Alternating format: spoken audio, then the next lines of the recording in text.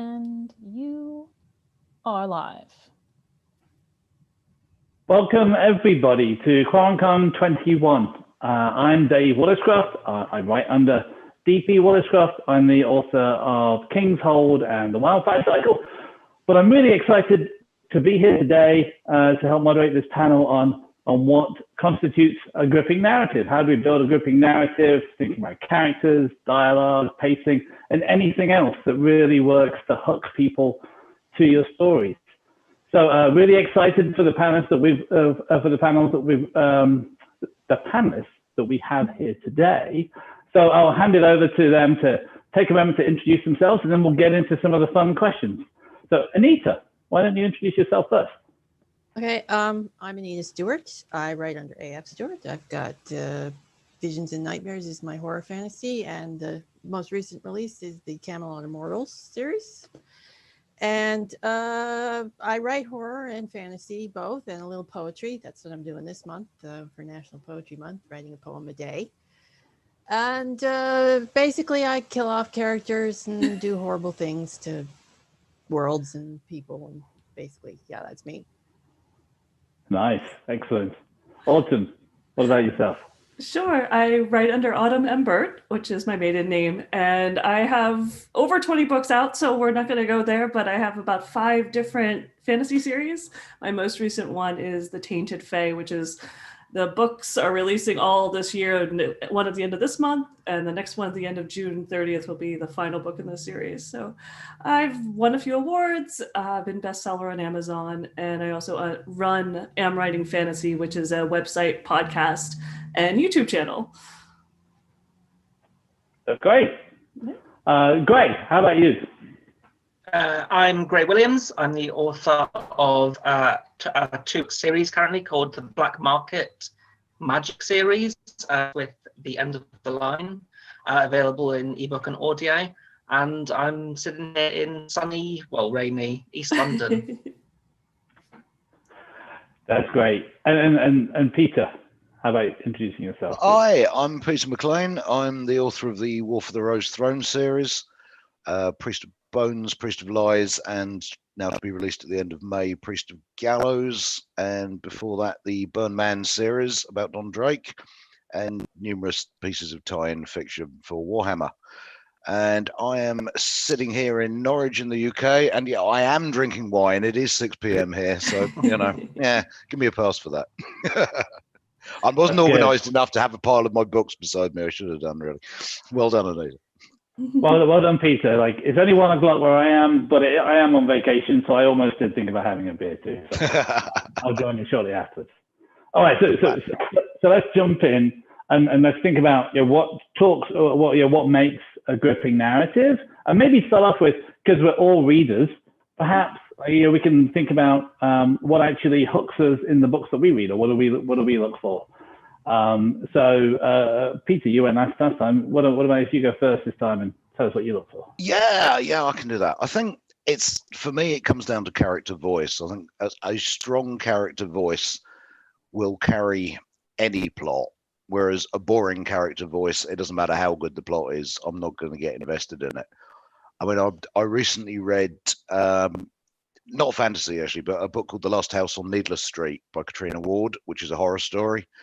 And honestly, the multiple character voices are just phenomenal. You can't help but get drawn into it because you care about all these. Yeah, it's a difficult book to talk about without spoilers for anybody that hasn't read it, but multiple points of view, including a cat, and it is just so well done. And I think if I care about the narrator and the point of view characters and the people they're interacting with, then that grips me. That's a gripping narrative for me. It's about engagement, I think. Right. Autumn, what about yourself? Oh, I totally agree with Peter. To me, it starts with the character. If there's a character I emotionally connect with, and then clear stakes to me, I think, to build off of a character that I really kind of connect with. I love to know, what are they risking? What are they going to win? Why are they doing that? So if I have a clear stakes, a character I love, And I absolutely, it's not just action. I really love characters that, those scenes where they're laughing and the emotions when you get into, and you're smiling and crying and laughing with your character and getting so excited, that will carry me through a boring plot. And I always add a bonus point if the world is so interesting that I'm just curious. I want to know how things work. Just the plot's curious enough that kind of pulls you in. That'll suck me in and I'll be reading all night. That's great. Great. What about you? I really like it when I just absolutely, even if they can achieve it on the first page, when I really need to know what's going to happen next. I just started a TV series called Snowfall, and it's at one point, basically near the beginning, a character is handed a kilo of cocaine and told, you have 24 hours to come back to me with the money from selling this kilo of cocaine. He has no connections. He doesn't know anything about the drug trade. And so he's suddenly instantly given this ticking clock. And yeah, I've watched like a season and a half already, and it's only been a week. So I absolutely love to see a character from the beginning plunged into some kind of terrible series of events. Absolutely love it. I see you like them to be put in the shit from the start, basically. Definitely. Anita, what about you? Yeah, it's character voice for me too. If it's a good, engaging character, that'll hook me in right away. And I like it if the world is a little different or a little weird, even if it's like a medieval setting, but there's something strange in it or different, or if you throw in a little mythology, yeah, I'll pretty much go anywhere for mythology. So that's good. How long have you guys give something to grip you? It's funny, like I was thinking about this, and there's definitely a bunch of books that I've read where, I've tried to read them a couple of times and it hasn't quite grabbed me from the beginning. But then at one point I just get past this little hurdle and then I'm stuck. Like I started John Gwynn's series about a month ago that began with Malice. And I think that was the second or the third time I just picked it up from the beginning. And then I got past the hurdle. And I finished all 4 books now in a month. And I never read that fast. But, so I just wonder if there's any similar circumstances for you guys. And anyone can jump in. I'm quite brutal, to be honest. It's great when you're an established author, you get sent lots of books, lots of proofs, and then, it's free books. Well, hey, what's not to like? But I get sent more books than I can read. It is as simple as that. And honestly, if it hasn't grabbed me in the first couple of chapters, I'm not doing it. But sometimes I'll put something aside because I know it's not you, it's me. It's at the wrong time. Mm-hmm. When I tried to start R. Scott Baker's Prince of Nothing, which the second Apocalypse is a phenomenally big series, and I started to try and read it about this time last year, and it is the most notoriously bleak and depressing thing ever written. And I was just like, I am going to like this, but I'm not going to like it this year. You know what I mean? give me some Terry Pratchett or something, for the love of the gods. So I put it aside, but it's not because it's bad. It was just because it was the wrong time, and I think that happens probably quite a lot. But stuff that I love, I can usually tell straight off whether it's going to be for me or not. Maybe not now, or maybe in the future, but I think you can tell fairly quickly if somebody's on your wavelength or not. yeah. I've been reading a lot of wilderness books, like Cormac McCarthy, sort of where it's all big fields, because I'm in a flat in East London, and just anything that's really evocative of outdoors right now is I really need that. Yeah. I used to be a lot more lenient with books, but the older I get, the less patience I have. So you really do kind of have to hook me within the first few chapters these days. I agree. I usually don't even buy a book unless I look at it and I go through the first few chapters, the first few pages on Amazon or whatever. And I've got to at least be able to see the writing and something about the character. Something's curious enough that I'll keep turning, and then I'll buy it. And then if it's slow to start, I'll give it sometimes a third of the book to half of a book. But if I haven't been hooked by then, I do close it. But Usually, I agree. You kind of know if it's the right book, if it's on the wavelength, that it's going to start picking up the pace. You get past the inciting incident, you get into those hurdles, and if you're not running for it, then, well, I have a lot of books to read. Yeah, no, I understand. So I think everybody mentioned characters as being something that you're looking for as a reader to grip you. So what are your approaches when you're writing your books then? As you think about like how do you create characters that are going to grab the attention of your readers? Well, most of my characters are just dysfunctional human beings to very extremes in some cases, depending on what I'm writing. If I'm writing horror, they are very, very dysfunctional and often quite homicidal. The fantasy less so, but yeah, they all are just crazy messes. They're basically hot messes, my characters. So hopefully people can relate. Do you have a lot to draw on there, Anita? Probably. yeah. There's some anxiety issues. Yeah, especially this year. I get it. Oh, dear. Yeah. 3 points to House Woolliscroft. Yeah. I think no, go on, mate. Go on. I was going to say I mostly write in first person. All my published novels are first person. So the Burnt Man is Don Drake. The Wolf of the Rose Throne is Thomas Piety. So I think you have to your first person narrator is the camera, the lead actor, and the director all in one. So you've got to make that character in particular somebody that the audience can engage with. And I think it's a challenge because I write books about people who aren't very nice by and large. And Thomas Piety's not a very nice man, but he's an honourable man in his way. And I think you've got to draw the reader into his worldview to understand his motivations, why he does what he does, and his friendships, his relationships, that kind of thing. And I've done third person in tie-in, and it's the same thing, but the camera is somewhere else, if you see what I mean. And yeah, it's about drawing real people that feel like real people. I always think if a character feels like a character in a book, you've written them wrong. Do you know what I mean? They need to feel like actual living, breathing people.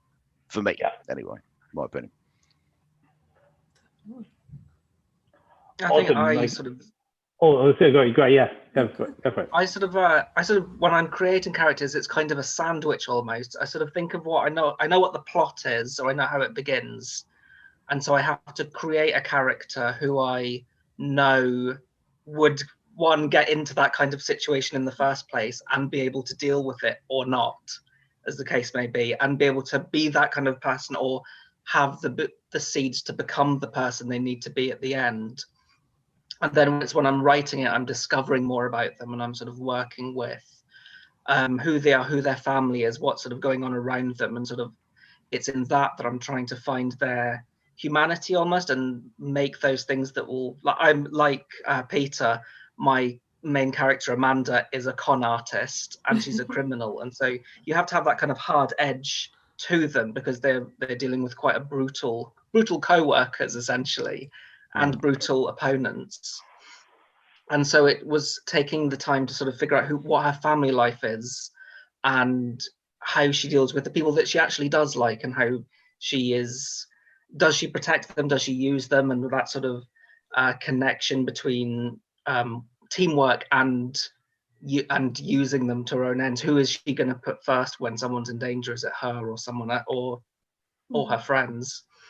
And then it sort of comes back round again when it's sort of redrafting and sort of making it sort of really pulling it all together, taking that sort of humanity and what actually, when I find out how it ends, and making it all sort of fit together into one nice package. Very true. I think I would definitely, you and I would get along well in our writing because I develop a character that is, yeah, it fits the plot. Usually like their lens, their worldview, whatever tragic flaw they have, their deep-seated belief is the one that is going to drive the plot. It's like the worst possible person to have this happen to. Of course that's who you want to have end up being thrust into your story.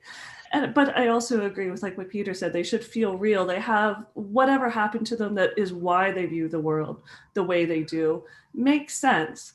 And, you know, their skills, the things that they're going to learn are within their capabilities. You don't have someone who, you know, has absolutely never been out in the world, is suddenly got to run up a mountain. You got to do a lot of training. There's got to be the right other set of characters. And I do write in third person point of view and multiple point of view. And so no matter how I do it, it's always a deep, like you call it deep point of view, so limited. You really are sitting on the character's shoulder and riding along with them. But I like that flexibility of having a few different characters. I do tend to write noble right. So even my dark fantasy has more of a, you know, the heroes, whoever survives will, they have learned an important lesson and achieved amazing things. And like I said, I also, since I love those nuances in characters, the little moments that make people feel human and laugh with you, I do love having that. And I seem to always have a small sidekick, and it might be because I have a small dog who has inspired a lot of like little crazy little side characters. I was having a conversation on Twitter last night with, I can't remember who it was now off the top of my head, but she said, you know, well, one of the best things is when you get fan email and they say, if you hurt character X, I will hunt you down. And I just replied, well, that's character X's death sentence then, isn't it? So mean. You know they'll care, and that's ultimately what you want, isn't it? You know? Yeah. I think that's the great point. It's like, you know, I've had that too. Sometimes you're surprised by characters that people really like, and I only found out when I killed them. So, which is probably not the best situation, but that's what happened. But because it's not just the main character, is it? You're talking about like sometimes. Oh, exactly. Yeah. It's all the side Often cast. people care more about the supporting cast than they do about the lead. I think it's hard to predict that kind of thing, but yeah. When you get that strong a reaction, you know you've written a character who feels believable, that people care if this made-up person lives or not. You know what I mean? Absolutely. Do you ever find it then difficult to do bad things to them? Oh, no. You all have no heart. No, none whatsoever. No. I mean, a lot of getting an emotional impact across is planning how best to hurt the reader. It's, you know, we've got to be honest about this. Yeah, and I write horror, so I'm supposed to do bad things to my characters. So. Exactly. My favorite characters. Oh, sorry. Go ahead. No, go on. Oh, my favorite characters are the ones that go through the worst trials. And so, yeah, those are usually the ones the readers like the most, but they're the ones that get everything thrown at them. And that is just the trial they have to go through. Uh-huh. I just remember all of the characters who I've like cried over the deaths over, and I'm determined to carry that pain on and pass it forward to everyone within reach. Nice. It's a good sentiment, Gray. Well done. Thank yeah. I was also wondering about the kind of the gripping narratives, or like how you get people kind of grip to a narrative. And Peter, you talked about just like almost the structure of how we write a story. You know, it can be first person or it can be third person. You know, I'm like Autumn. I do third person. I do multiple points of view. But you know, are there any tricks or things that you've done in the past in terms of just like how you approach the structure of your story that you think have helped build, whether it's, you know, tension or anticipation or, you know, kind of like hooking people? Yeah. Definitely. So I'm a big fan. It's going to sound really, really cheesy, but I am a big fan of the old 1930s newsreel dramas, you know, your Flash Gordon and all this kind of thing. But every episode ends on a cliffhanger, doesn't it? Every single one, to get the kids back to the cinema next Saturday. And I structure chapters like that. I think if you can put it down now, that wasn't a good chapter ending. Do you know what I mean? I do lean on that. I think that's a really useful device. I agree. I have a structure. Sorry, Gray. We're gonna get this right. We need like little sign cards. But you just want to talk. Same time. Yeah, we do. Yeah. We're on the same wavelength, even though we're across the Atlantic from each other. I'll come to London, it's fine. But I agree. I think a chapter should end on a hook and open on a hook. And you want to end a chapter that you're writing it, you're so excited to write the next scene, even if you switch it. And then you want to build that one with curiosity and have a climax, have something happen. Even if it's a lull, you want to pull the reader in and keep them curious. And yeah, you love it when you see those reviews like Page Turner, I stayed up to 3 a.m. I had to skip work the next day. You're like, I'm so sorry, but I'm not. But yeah, those are definitely the keys. And just keeping that going every single chapter while building the plot and building the tension and making the reader really care about the character. And that's how you get there. My first book, The End of the Line, is almost entirely set on as in a single cargo container. It's like 5 characters, and one of them is like Hannibal Lecter / demon villain. But it's really difficult to write an entire book that's set in literally like a single room. So I was sort of working with my book sort of alternates between them being in the cargo container and flashbacks of how the hell they got into this situation in the first place. It breaks it up, it sort of gives it context, gives a lot more opportunity for character development in sort of finding out who these people are and the decisions that they've made to get into this terrible decision, with each flashback informing what's happening in the present, which is probably why it took me about 10 years to write that bloody thing. Yeah. On and off. I've used flashbacks a couple of times in some of my books too. And yeah, I usually throw my characters into terrible, terrible situations and then make things worse, which pretty much ramps the tension up. And I do a lot of foreshadowing as well. So, and then make things pay off. So. That's great. Do you find you realize you've foreshadowed without knowing you were doing it? Yes, actually. I've caught myself doing that a few times. I write a bit and think, oh, cool. This ties back into what I said in chapter 4 for no apparent reason. That's great when that happens. In my current series, The Camelot Immortals, I wrote in a kind of a running joke.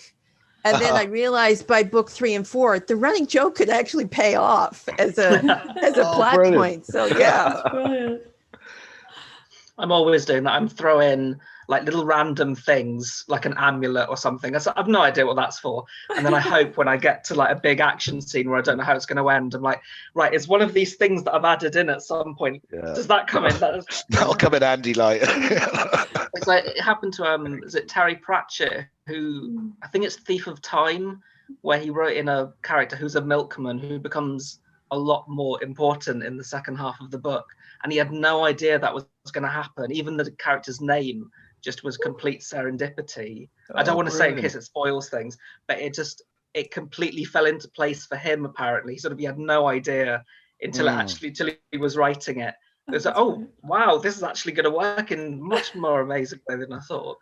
I think that's if it's good enough for Pratchett, it's good enough for us, isn't it? Definitely. That's like the candy, I think, as a writer, is when you make those connections that your mind must have been working on and never even realized it. Because I love those little bits of foreshadowing, and the serendipity ones, I think, are always so much more impactful as a writer. But yeah, my current series, the Fae that I'm writing about, can actually see in 4 dimensions. They can see time and have ability to manipulate time. And that's taken foreshadowing to a whole new level, because if something happens, you literally have to make sure you wrap it back up by the end of the series to connect all those dots. And I empathize now with anyone who writes time travel fiction, because it is hard.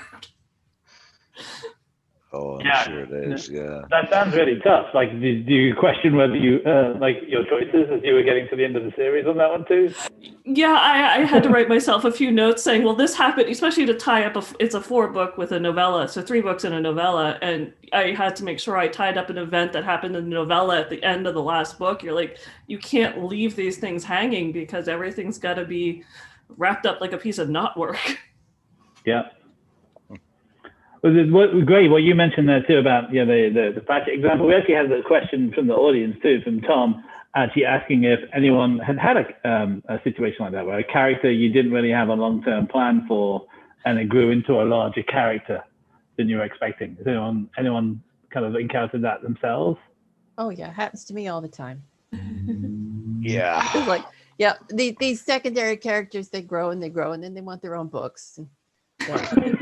They do, how very dare they? But yeah, they do, don't they? Yeah. Right. Yeah, and I like my Saga the Outer Island story. There's several characters who may get their own books. So I've had Nice. several characters who I liked so much in the end that I was going to kill them off at the end, but I actually can't bear to do it. Or if sometimes just because they're so useful, and just sort of like, I can't get rid of such and such a villain because they're such a good villain, and I don't want to have to reinvent a whole new villain. I've already got the hate going with the readers already, so I think they need to stay in. I've definitely done that. I have a favorite villain or two that shows up in a second series because I couldn't kill him off because he was just he was ambiguous. He kind of actually ends up straddling good to bad. He's useful. He gets everyone going. But definitely, I always think that if you name a character, I mean, every character thinks the novel is about them. Every secondary, tertiary, everyone thinks it's their novel. And so, yeah, when I'm writing, especially the multiple POV and across one of my first books, The Rise of the Fifth Order and Games of Fire, so it's a 6-book series and set in the same world. Yeah, the characters kind of alternate who is the lead because they all think they're the lead, and the readers all have attachments to different ones of them. And I have way too many characters by the time I get to the end. I have to kill a few off. Sorry. I think it's an interesting thing. Every character thinks they're the lead. Absolutely agreed. No character probably thinks they're the villain. No, I know this we're in proper Sauron territory here. Yeah, I always think a good villain thinks they're doing the right thing, yes, or the best thing, or not really hurting anybody. And I don't think outside of extremes, nobody goes out and says, let's be evil for the sake of it, do they? Do you know what I mean? And if they are hurting someone, they're doing it for justified reasons in their eyes. They're exactly perfectly acceptable for a few, things to happen. Even if it's just, I would much rather the money be mine, please. Yeah. Well, yes, I mean, understandable, but... they'll sort of, it's for the good of the realm or whatever it may be. Covers a lot of sins. It really does. And unfortunately, it's kind of like very close to reality, isn't it? Oh, it is, exactly. The real life villains, that's like why you associate with those characters. That's the whole point. I mean, people think, fantasy is escapism. It's not anything to do with real life. Well, it bloody well should be if it's written properly. Do you know what I mean? Yeah. Yes. I just answered that question. An uncle-in-law had mentioned that they don't like fantasy because it's not real. And I'm like, it's human emotions. And no matter where you put those, autobiographies aren't quite real either. There's some made-up points in there. I hate to tell people one or two. One or two. But if you evoke a real emotion in someone, that is a real story. And it doesn't matter where it's set. Absolutely agreed. Yeah. So they say first impressions count. And so as you're introducing a character, do you think about the first impression that they're going to make? And are you like trying to signal, do you know everything about them from the get-go, or are you trying to, throw people off the track and then reveal things later as you get into your story? Well, it depends. Sorry, go ahead, Anita. Go ahead. I was going to say that kind of depends on what story I'm writing. Like, if I'm writing a straight-up fantasy and it's the kind of the heroic character, or maybe even the anti-hero, it's probably straightforward personality out from the get-go. But if I'm writing a horror story and you want someone to think this person is the hero, but they're not really the hero, and you find that out later in the story, then it gets a little deceptive and a little misleading, sort of the unreliable narrative thing. Yeah, I think I try and write I think a lot about my first scenes for each character, for each POV. And what I'm trying to do is I'm trying to think of or create a situation that exemplifies who this character is, either what their flaws are or what they're trying to do. Or for the end of the line, it begins with it's a tragic accident. Basically, Amanda's plan has been blown completely out of the water, and so it is her just going right this is what we're going to do. You're not getting in the van. You're going to shut your face. And it's her being sort of very coldly logical. It's sort of like, stop crying. They're dead. We can't do anything about that. We're going to get this job done. And I wanted it to sort of really exemplify who Amanda was, that she is I want like a criminal project manager, basically. Is that she knows what needs to happen, and she's thinking all the time of how to move around obstacles, and whether that means leaving someone behind, then so be it. Very cool. Yeah, I think you can establish an awful lot about a character very quickly, very easily, with simple things like names and how they talk. I mean, if you have a character who is the Baron Alexei Van Drathgrad, then he's not going to be the same as sort of person as a character called Bill Claude, is he? I mean, you know, there's the simple cues that just buy into things we subconsciously already know. And I know we talked about this briefly over email, didn't we, about use of dialects. And I think, you know, I mean, certainly in my books, I've got two cities. I've got Dansburg, which is the capital city, and Ellenburg, which is where my main character's from. And Dansburg is very posh and Georgian Regency, and Ellenburg is basically Tudor Edinburgh, and it stinks and it's dirty and it's industrial. And people from the different cities talk in different ways. And I don't mean nobody wants to read a phonetically spelt dialect. If you're not Mark Twain, or yeah, just don't. You know what I mean? But it's in word orders and phrasing, and it's something Robert Jordan did really well in Wheel of Time, which I may have pinched the idea a little bit, admittedly, but I think it helps build a kind of like a sketch outline of a character without having to do an info dump. It's just in simple things like turns of phrase and naming conventions and that kind of thing. Little goes a long way with that. Yes. I always look at the opening opening chapters, if I could talk, as a mini short story. I always try to keep it sparse, keep the action going, but make it make sense, but usually also not the big overarching plot of the entire novel. That happens after the inciting incident. Up until that point, it's just this little mini short story, a problem, but a solvable problem in the everyday life of the character. So you get to see this character reacting and moving and living in a world that is quickly, makes sense before it all goes crazy. And then I also think for me, I like to think of characters. You have the entire novel, the entire series. We're mostly fantasy authors. We write series. You have that much time to get to know it. This is like a long-term relationship. So you have, 300,000, 400,000 words to get to know this character. Let it develop. Keep them, you want to fall in love. You want to have curiosity. You want to have all these things that kind of draw you in. And you will explain them eventually, maybe in the next trilogy. God, yeah, I'm working on the last War for the Rose Thrones, a quartet. I'm currently writing the 4th book, and it's all first person. And I think by the time I finish this, I will have written 500,000 words in Thomas Piety's voice. It's no wonder I'm starting to talk like him, and my wife's giving me strange looks. You know what I mean? Oh, yeah. This isn't entirely healthy, I'm sure it is. Yeah. My series is first person too, and it gets in your head. And it's first person, and it's a British character, which makes it harder for me because I'm not British. So I'm starting to talk and think in British terms now. So, so that's fun. One of us, marvelous. Yes. Slowly being converted. It's an interesting thing when you use dialect and sort of slang and that kind of thing. I think it's like a spice. A little goes a long way.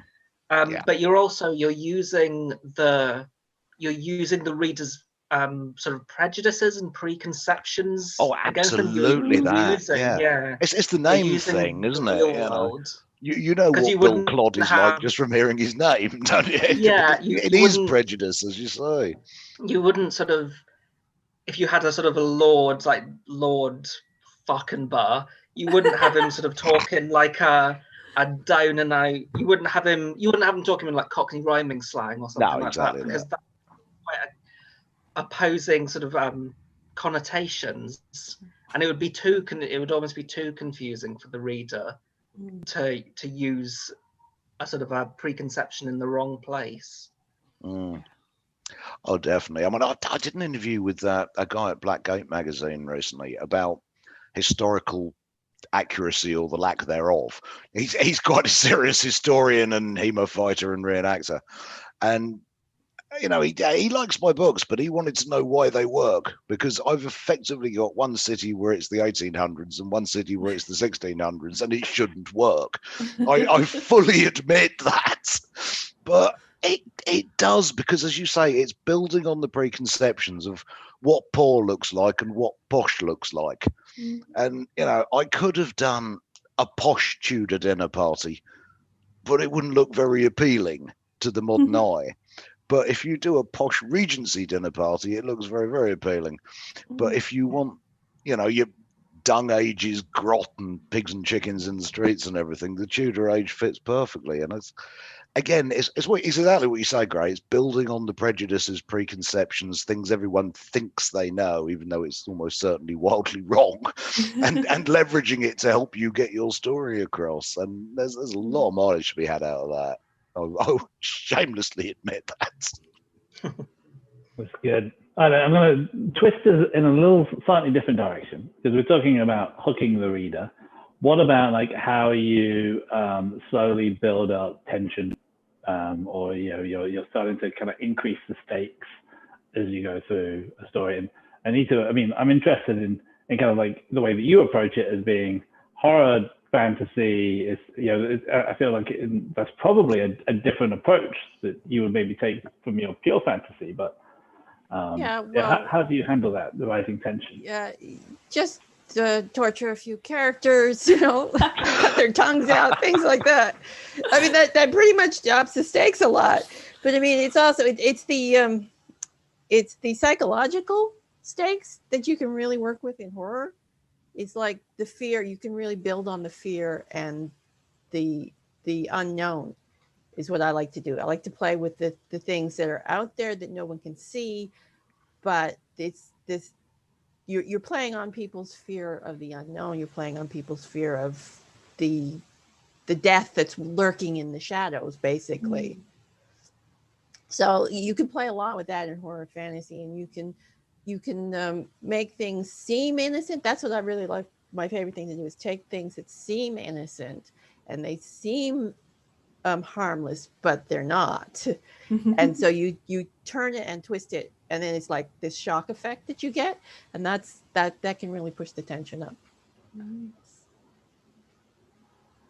Is there like you know, in horror, can you have steadily rising tension all the time, or do you need to put in like quiet moments to kind of lull people into some? Yeah, well, you can, but the quiet moments make it worse. So, yeah, adding quiet moments really helps, because you know, it's like if you're watching a horror movie and you have that little moment where you think the characters are going to be okay and you think they can escape, and then all of a sudden the serial killer or the monster or whatever comes out of the closet and two characters are dead. Yeah, it's sort of like it's kind of like the shock moments, but you really need to make them kind of subtle, because I mean, if you can see the shock moments coming, they're not shocking. So you really have to do a lot of subtlety with those. Yeah, I absolutely agree. I was reading a thriller that shall remain nameless, just a random pick from the supermarket not that long ago. The hero is ex-MI6 and SAS, because of course he is. Do you know what I mean? And you know, you think the female lead is going to become his love interest, and she doesn't. The moment she became his best mate's love interest, you think, well, you've had it, haven't you, mate? You are not seeing the end of this book. And yeah, he was dead 100 pages later. So you're absolutely right. It's not shocking if you can see it coming. But yeah. Anyone else do anything else? So like, you know, or thinking about tension, do you almost like, I mean, I don't know if it relates to people, how they plot too, or if they plot or just kind of, you know, if they're pantsers and they make it up as they go along, but ultimately. I used the 7 stages of story structure. I like that a lot better than like the 3-act or 5-act. So that's, you know, intro, inciting incident, reaction phase, dark night of the soul, planning phase, and then the climax and a wrap up. And I think that really helps break it down, because the character's acting in a certain way with each part of the novel, which really helps. If you get lost in the middle of your novel, try the 7 stages because it's broken into very clear parts and it's tied to the character arc. If you can make the character drive the novel forward, that will already increase the stakes. They're going to be making the wrong choices. The reaction phase, they're they're this close to death constantly. It's amazing they make it anywhere.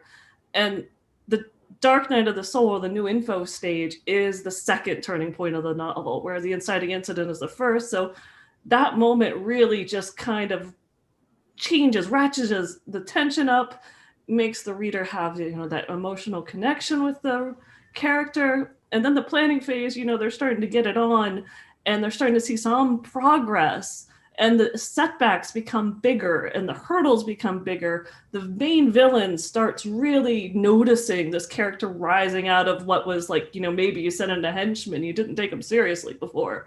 Now the villain's like, oh, I've got to deal with you. And so it starts becoming this juggernaut that is moving towards a final confrontation, and you feel it in all what is happening. The stakes are rising, characters are dying.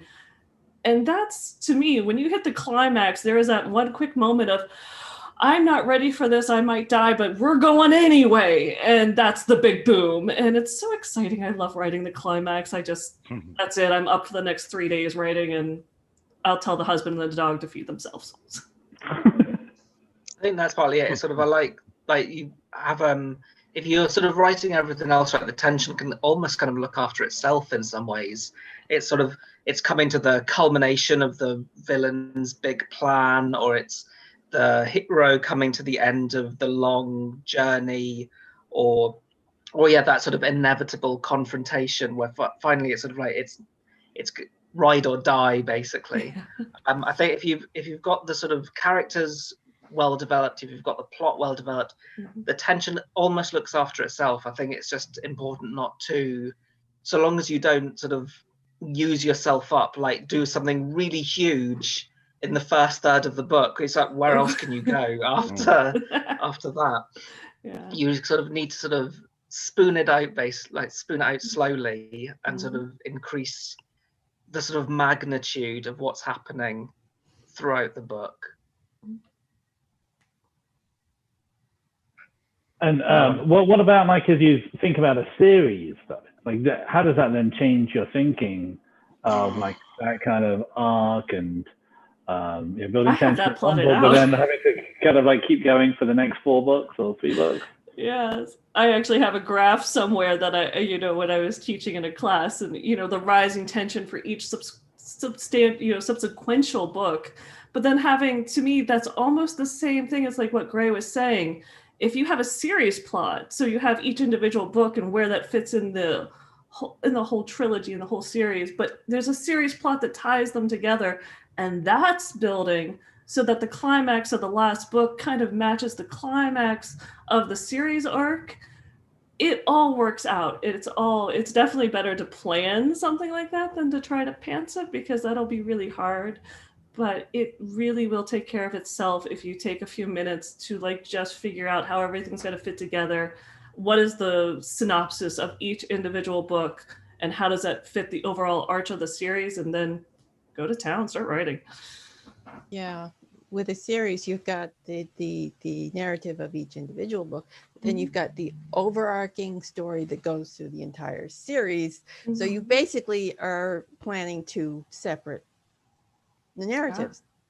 Because I mean, I've like with my Callan Moral series, I've got each book has its own story, but there's a great big arc that goes right through all 4 books and is tied up at the great climatic battle scene at the end of book 4. So yeah, and the character arc has to go, the main character arc has to go through that entire series as well. She's got her arcs for each book, but then she's got her entire series arc too. So it takes a lot of planning, and I have a nice little series Bible with all the books in it and her timeline and everything. So yeah. Exactly. What about you, Peter? Any thoughts on that? Oh Lord, yeah. So War for the Rose Throne was a trilogy, yeah. So you're writing 4 books. It's a 4-book trilogy, yes. And Honest to God, really. So the first two books came out, and I'm writing book 3, which was then called Priest of Crowns. And I started writing it, and I had a 15-page outline and a 50,000 word manuscript, and I was on page 2 of the outline. At which point I thought, there's an issue here, isn't there? So, earnest conversations with agents and editor later, it turned into 2 more books, not 1 more book. So I continued cracking on writing what is now Priest of Gallows, which comes out at the end of May, which is book 3 of the quartet now. And I looked at the outline and thought, well, I'll just cut it in half. It seemed simple as that when I was having negotiations with agents and editor. And then I looked at it and thought, yes, but the problem with that is it's shit now, isn't it? Because it just stops. It's not a self-contained story arc. So I had the plot gymnastics I had to do to turn book 3 into what is now a working book in a series and not half a really stupidly long book. It was just, I mean, just don't do that, honestly. If I ever suggest doing it again, please just slap me, because it was horrific. But we made it work. I mean, my editor, Joe Fletcher's absolutely brilliant, and we did make it work between us, but it was a struggle, really. It seems simple, like it's too long, split it into 2 books. Yeah, it's not as easy as that. So yes, I have lengthy and numerous thoughts about that. Not all of which are entirely printable, but there we go. We got there in the end. I think it can depend sometimes. I think if we're writing like a trilogy, it's kind of a different approach than if we were writing like an actual, like a series, where like the detective character, for instance, where it's where it's them, there's a case to solve, they solve it, exactly, and then yeah. Again, and it's sort of there's a difference between a series and a serial, and I can't remember which is. Well, a serial is more of one ongoing story spread across multiple volumes, isn't it? Whereas a series is more a monster of the week or crime of the week or whatever it is. Yeah. And you can kind of pick it up anywhere. Whereas, I mean, something like, I don't know, Wheel of Time or Malazan or whatever, you've got to read them in order, haven't you? There's no other way around it. But other thing, Agatha Christie's you can read in any order you like, can't you? You know, it's a different kind of thing, I think. I suppose those are sort of the ones where it's the main character struggling to re-establish order, and they are sort of, by the time they're finished, the mystery is solved or the creature's defeated, everything is back to normal. And then with the trilogies and series, which I think we all sort of write, it's sort of like what we've all been discussing about how we plot and raise tension for a single novel, but taken another step back, and it's looking at the whole trilogy as one story, with each one acting as like an act of the bigger story. Exactly that, I think. Yeah, I mean, Wolf of the Rose Throne is one contiguous story for the whole thing. It's a gangster family epic, effectively, just with swords and horses and not cars and Tommy guns. But I don't know. Could you read them out of order? Not really, to be honest. I think you'd be a bit lost if you picked it up with Gallows. You'd be completely lost. You know what I mean? Whereas, I mean, even when you look at Pratchett's Discworld, even he said don't read them in publication order. there's whole maps of different orders you can read Pratchett in, and it's just a different kind of thing, I think. Yeah, I mean, great. Just what you were saying there, and then earlier you talked about TV shows too. It makes me think about The Good Place, which is one of my favorite TV shows, and that could totally, like written in a different way, it could have been different funny hijinks in pseudo heaven, kind of like every episode, and be like The Simpsons where it resets each time. But that definitely had 3 distinct arcs for each series, which is why I loved it. And then it's like one of those rare TV shows at the end where I'm totally blubbing as I'm watching it too, which that would have made a good book.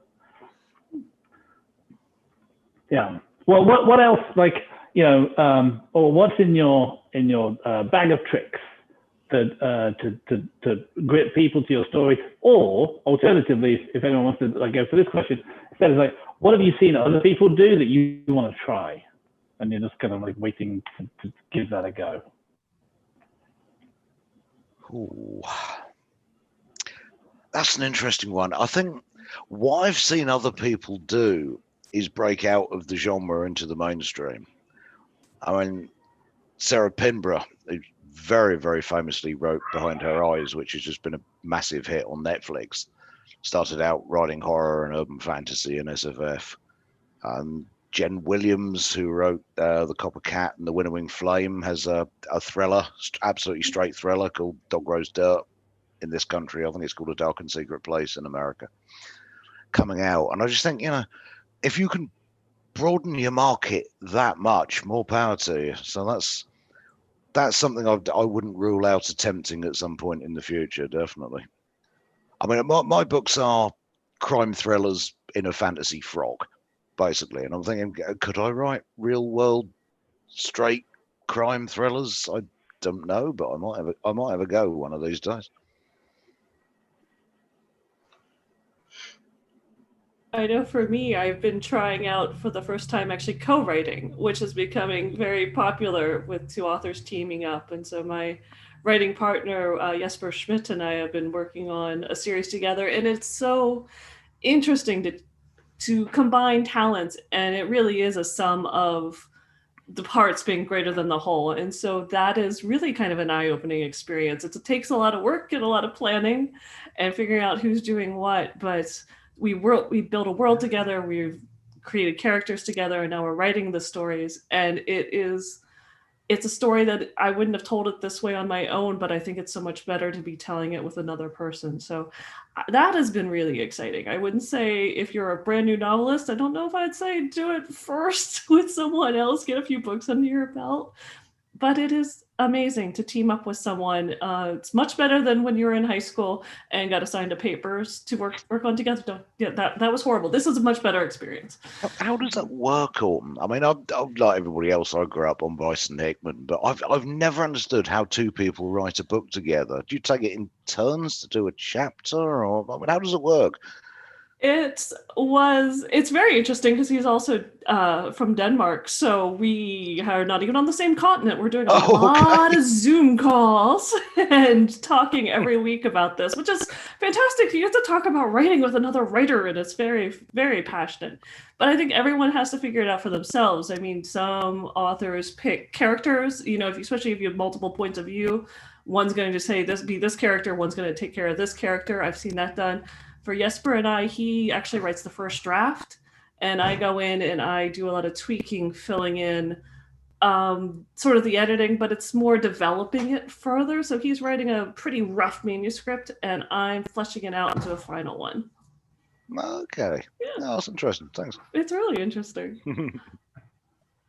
But of course, like I said, we co-created everything together. So that was one-on-one, template time. So we really were on the same page, had the plot, had the characters all ironed out before we started. It's kind of like a writer's room for a TV show or something, isn't it? It really is. Yeah. Oh, cool. Yeah, that's good stuff. Probably good to have an accountability buddy too, isn't it? Yeah, very good. Yeah. He's ahead of me. Well, good. I always feel that whatever book I'm writing, I feel that I'm too young and too stupid to be writing it. But I'm not clever enough to write the book that I actually want to achieve, to actually get the feel or the sort of level of expertise. The project I'm working on at the moment is sort of like a whole grab bag of things that I've wanted to sort of write about. I'm writing a sort of fantasy at the moment that kind of riffs a bit on 1920s Berlin. It kind of riffs on the Manhattan Project. It kind of riffs on sort of early days of fascism and dark gods and sort of cosmic evil. So I'm having lots of fun at the moment, just sort of researching and looking up lots of these like fascinating little details of things that happen, like organized crime in the Weimar Republic, Germany. It's sort of like they all used to wear rings. That's how you could tell if you were part of a crime syndicate in Berlin back in those days. So it's all really interesting. Seriously, ping me when this is done. That is so up my street. You would not believe. Let me know. That's awesome. We do have a question from the audience too, from Pam. She said, has anyone tried writing their narrative in second person? And if so, how did it work out? Oh Lord, no. I have feelings about second person. So I'm not it's something I really struggle with it. I can read it in extremely small doses if it's done really, really well. I mean, the opening of Gareth Hanrahan's Gutter Prayer is in second person. And I got sent an arc of this thing, and I must be honest, I'd never heard of him, but I know his agent. And I was like, oh, what? I can't read this. What is he doing? And I got through the prologue and got into it, and I was like, actually, no, shut up. Fuck me, this is brilliant. Do you know what I mean? And I actually ended up giving it a cover quote, but I'm a hard sell for second person. I really am. I agree. It reminds me of those choose your own adventure books. Do you remember those from the 80s when we were kids? They're still popular. Yeah. Are they really? Yes. Oh, brilliant.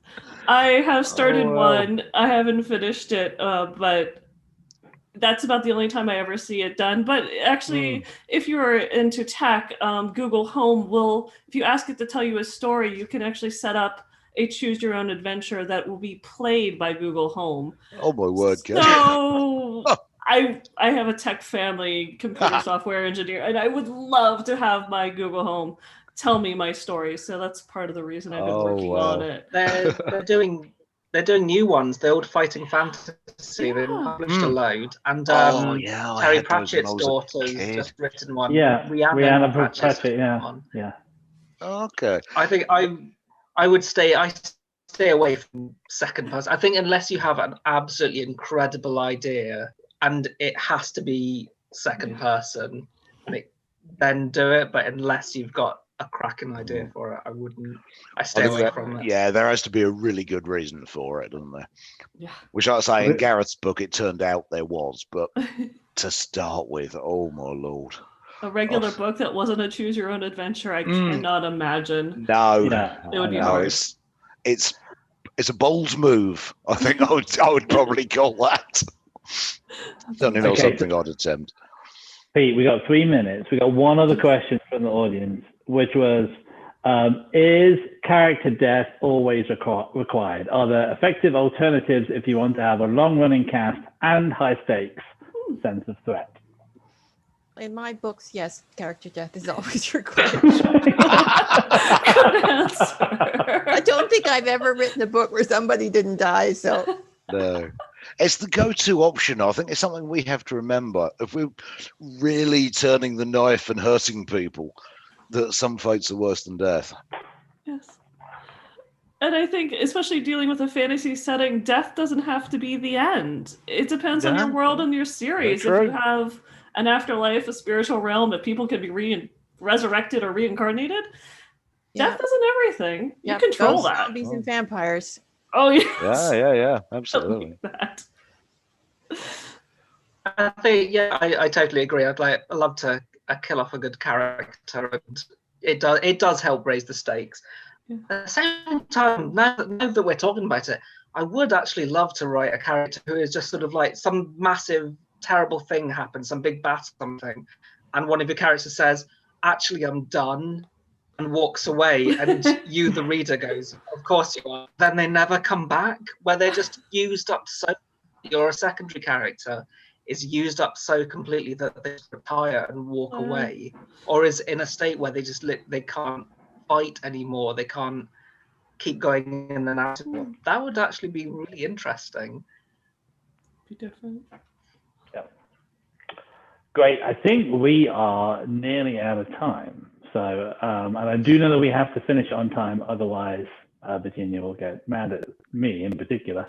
So I'd like to thank all of you for being such great guests today. It's been a really enjoyable chat. So thanks very much for that. For everybody that's watching, thank you for joining us too. Please go and check out Artist Alley. And there's a ton more great content for QuaranCon this weekend. So I think the next one up is at 3 o'clock Eastern or 8 UK time. And that's fantasy versus science fiction subgenre definitions. So I'm expecting lots of battles between robots and dragons. Which sounds pretty cool to me. Well, thank you for moderating us, Dave, and thank you, Virginia, for hosting us. It's been a lot of fun. Yes. Thank you. Thanks very Pleasure much. being Thank here. you. It was nice meeting everyone. Thanks, Thanks everyone. everyone for coming, and I'm ending the stream now.